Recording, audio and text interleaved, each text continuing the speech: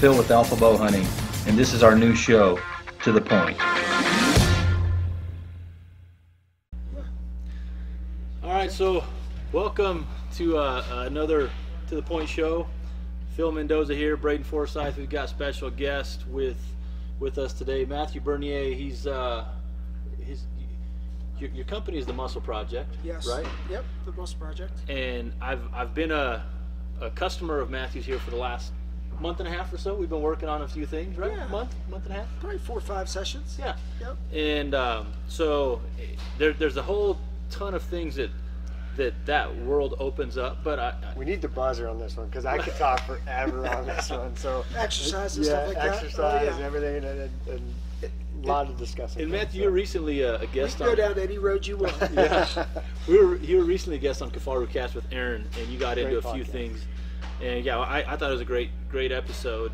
But I wanted to actually talk to you. I mean, we talk all the time, obviously, right? I mean, we sit there for an hour as I'm in a session. Well, I feel like I should pay you at the end of the session for tutoring, It's one-on-one tutoring. Trade, right? No, man, it's good because it's like Braden said. I mean, that's our world, right? I mean, whether it's whatever elements that morph off of one aspect or another, it's just where we can all sit and have a great conversation, learn, get feedback on other things. But the topic that I wanted to kind of talk about here today on this show was, you being a new bow hunter, newer, right? I mean, New hunter altogether. Yeah, new hunter altogether.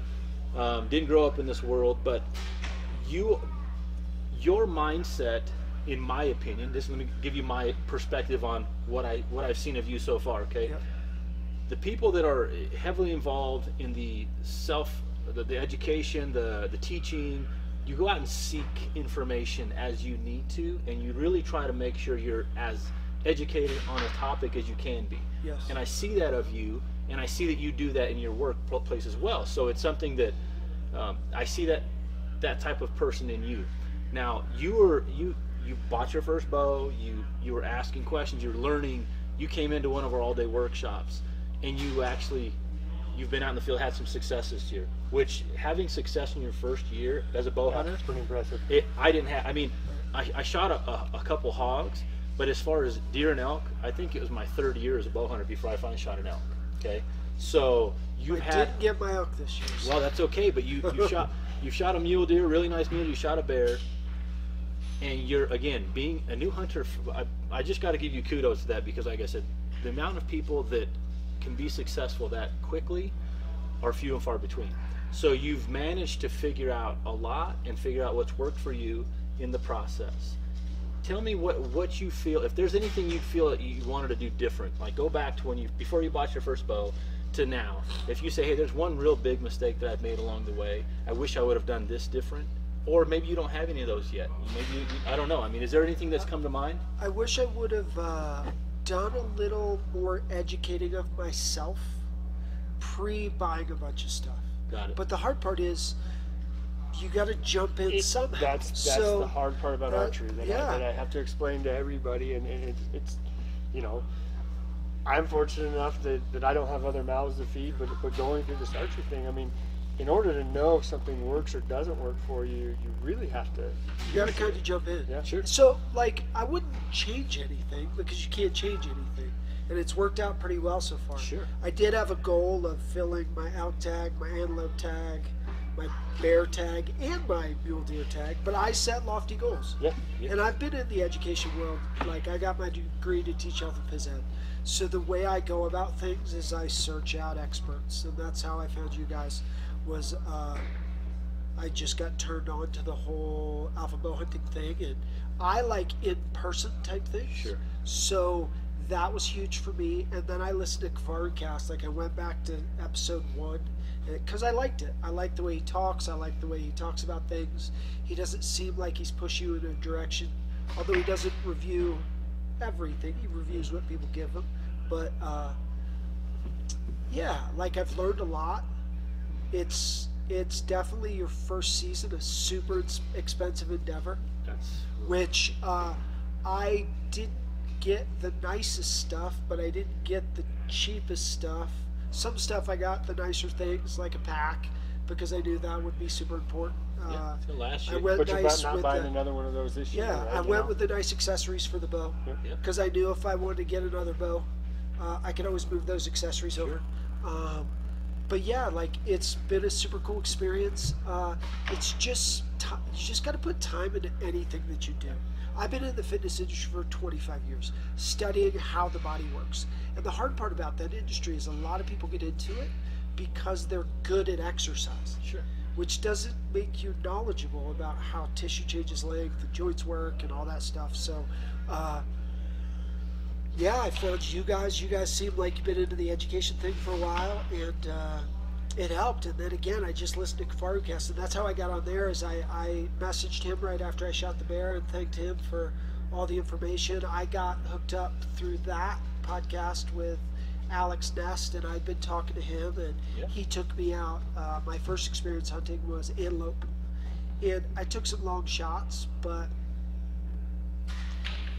you kind of got to take some shots. I You're guess. figuring it out as you go. So let me ask another question since you brought that up. I get a ton of emails and direct messages from people that are like, hey, I'm going to go out on my first hunt. I want to come out to Colorado. I'm not from Colorado. You being living here is different, but people are asking me, what should I do? I want to be as successful as I can for my first hunt. And I, more times than not, will tell people, if it's in your budget, hire somebody to go with. Oh yeah. Because That's why I did a management hunt, because it was 30% cheaper. But here's the deal. Even so, if you start to add up the gear that you buy for that hunt, the time away from home, some people will plan 2 trips to come scout, and then they come out to hunt again. How much time away from work and family have you just spent? If you have that in your budget and your lifestyle, great, right? That's perfect. But if you don't, if you hire an outfitter, and I'm not getting anything from this, right? From any outfitter. Right. I'm just saying they've probably, if they're good at their job, they have a good familiarity with the terrain. They have a good familiarity with animal behavior, animal movement patterns. They have a good idea of where you should be to help make you successful. In the event you get something down, they're going to help you with processing the animal at that point. That's a huge one. I don't know how many people have said, I finally shot my first animal. I didn't know what to do with the animal. Right. I never gutted an animal before. I was so excited about that You part were because telling I me know about that. anatomy. Yeah. Like with the bear, I was like, wow, I this knew is before awesome. before you left, you were Right? talking about that. how I'm excited you were. feeling the spinous processes, feeling the hip, and the crazy thing is, it looks just like a human underneath.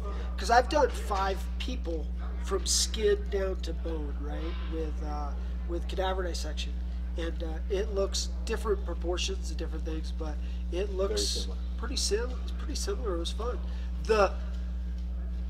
I think I underestimated my ability of how much weight I could carry. Because I'm like, 80, 100 pounds, it's not going to be that bad. That night after packing that bear uphill 4 miles, 80 pounds worth of meat, I was like, I'm going to need 2 knee replacements, I'm going to need 2 hip replacements. But I said to myself, like during the hike, I'm like, that's it, I'm done, I'm good. But by 4:30, the next evening, I'm like, Ready to go. oh Recover. yeah. But you had told me beforehand too that you were prepping, you were hiking, you were getting Yeah. ready, you're in shape, you do jujitsu, you're a very active person, Yeah. right? Yep. That recovery, like you said, was quicker. But the people that don't spend the time, they want to get ready for the season 2 weeks before the season. I like the suck though. Well, Yeah. I like the suck. Like Yeah. I like when it hurts, and I do jujitsu. sure. Like I got strangled like 5 times yesterday. So, it was fun. That's good. It was good. So I've got a question on going back to your goals and being a new hunter, a new bow hunter.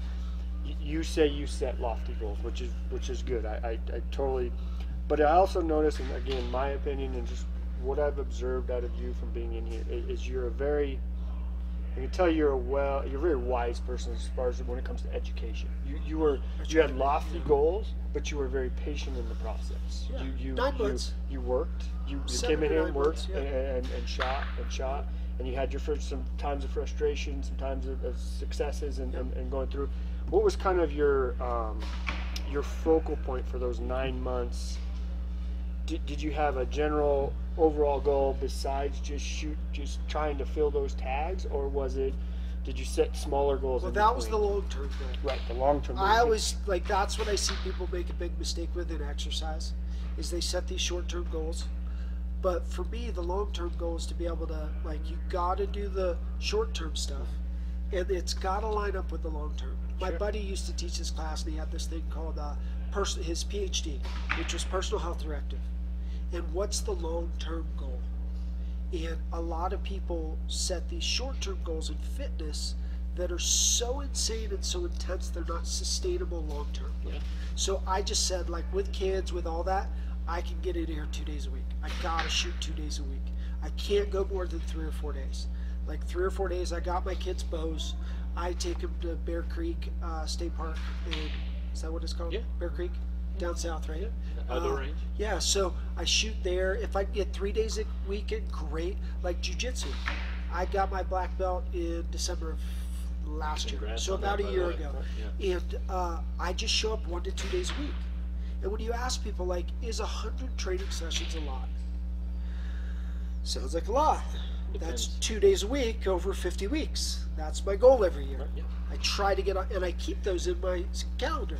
If I'm not meeting those goals, I redirect, figure things out. Now, change things within out. those training sessions, did you have micro goals? And that's kind of the point I'm getting to. We did one here earlier about, you know, people shooting 3D leagues and spot leagues, and I try and get people, and I try and do this myself, to train every day with a purpose. So if you're going to go shoot your bow, don't just go shoot your bow. Yeah. Shoot it with a purpose. Shoot it with, you know, a goal in mind to execute so many good shots, and not just shoot 100 arrows. I'll pick that. I'll do that depending on the day Right, and how and I I feel. don't ever schedule Yeah. mine, but it's just that day So, what like, I'm working on or what feels good, you know. Some days when I'm out at Bear Creek, I got 2 of those foam targets, Mm-hmm. and I'll just walk out, set them down, and set them down.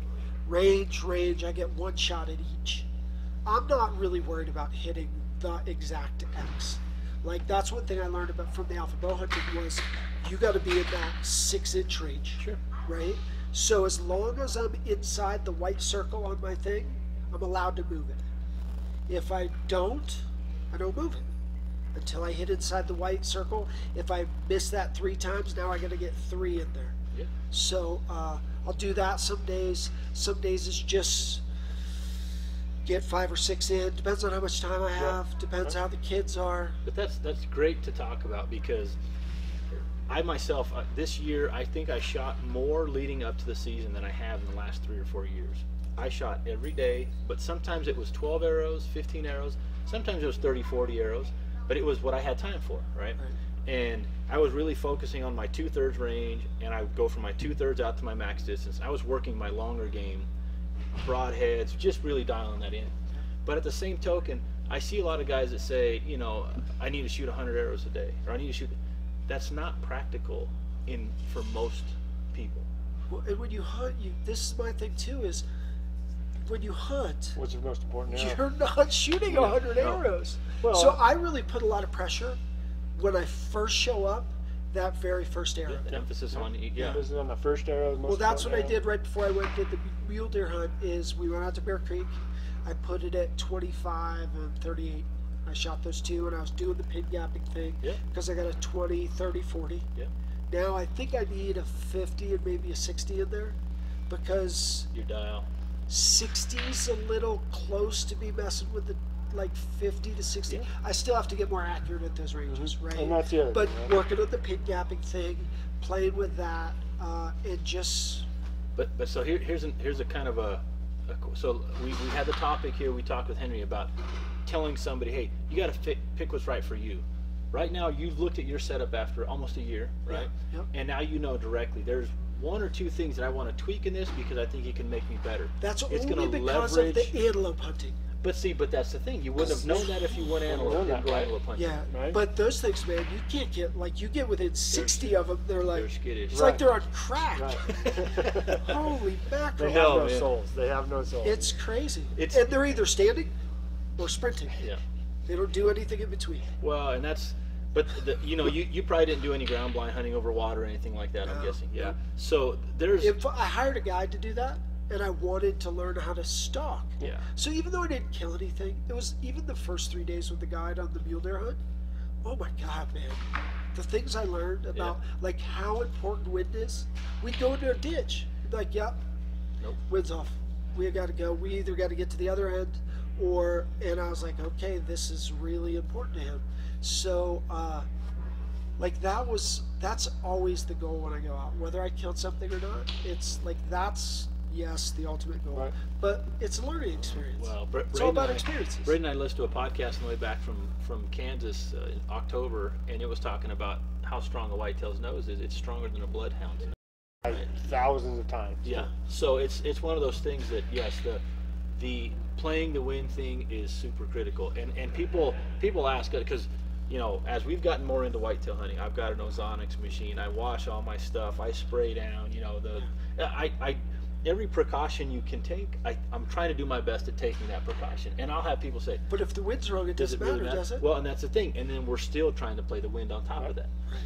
Because And you there's just multiple. never know. I mean, Well, you that's don't the want to thing go about- out there stinking like cigarettes. No, and- but here's the you deal: know. rubber boots, spray. I've walked into stand Gotta tell you before. that. I've walked into stand, crossed over the trail, a game trail, got into my stand, and I've had deer come down that trail and stop at the point where I crossed the trail, nose in the ground, and then you just see them get switched on. Yep. And I'm thinking, I did everything I could. I have From rubber sit- boots on. There's- I got. there's- How do they How smell do they you? smell anything? So What they do. yeah, it's crazy. So yeah, the wind thing is super critical. But so going back to just learning and giving people advice, giving people tips, because to get your perspective on the approach and the setting goals and the outlook and the experience, the overall experience, right? It's important for us to know. It's important for people to hear this, because to think that this is so intimidating that you can't do it, it's not, right? It can be at times, but you just need to understand, be patient with it, seek information. There's a ton of information out there. But you had the benefit of you were able to come in here and we were able to do things hands-on. Like you said, you're a hands-on person. But you're able to find information, break it down, apply it, and then see how it And helps the other things that people. make you confident too. Like that's a huge piece. The confidence piece Absolutely. I think that's is the most a really big piece. critical thing. And even in just the last year, figuring out there's things I wasn't even aware of. Like the unknown unknowns. Yeah. Those are the hardest. Like you just keep like, oh, arrow weight's important, and I had no idea about that. And this is there's a million things that I'm like, do I need to change that? Do I need to change this? Well, and then I come in, I talk to Bo. Bo's like heard me, like I come in and start asking 5,000 questions because of a podcast you listen to. He's like, no man, you're fine. You're in that That'll range. be fine. Yep. Yeah. Or a guy will listen to this and be like, Yeah. oh, I'm gonna be antelope hunting. I need to get more pins in my sight. And then you ask, he comes in and we say, well, what kind of antelope hunting you doing? He says, well, from a blind. Well, you don't need to add all that. He doesn't Exactly. need to. But if you're gonna plan on being out crawling around with the rattlesnakes with them, you might need another pin. You know what I mean? I did a 500-yard belly crawl over 2 hours to get in on the on that deer, and it was Brutal, isn't it? Well, you got thorns in your hands.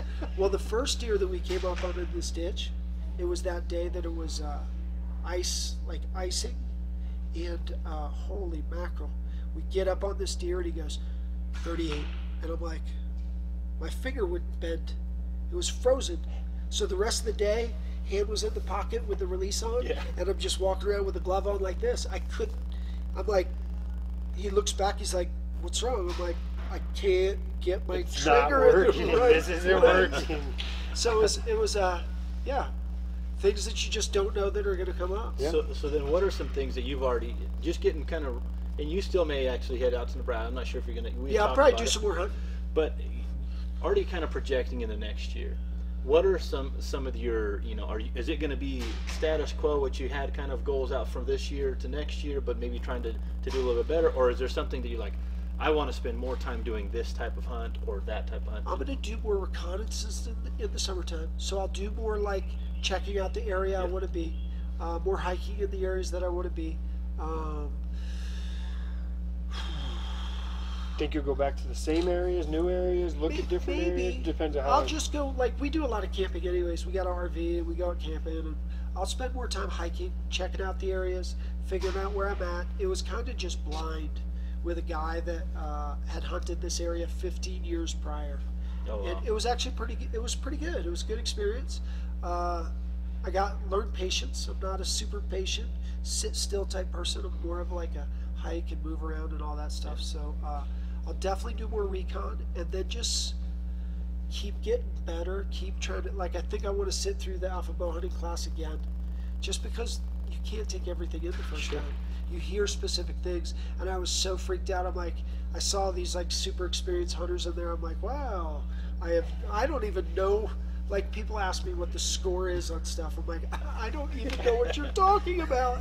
I have no clue what you're talking about, because for me the goal's the meat. Sure. Right. So just continue, and hopefully in 10 years I'll have less frustrations, and I'll probably have more frustrations because I'll know what could have, should have. Yeah. Right. Yeah. I'll know what my mistakes were. Right. So it's just a process of sticking with it, changing the goals up a little bit.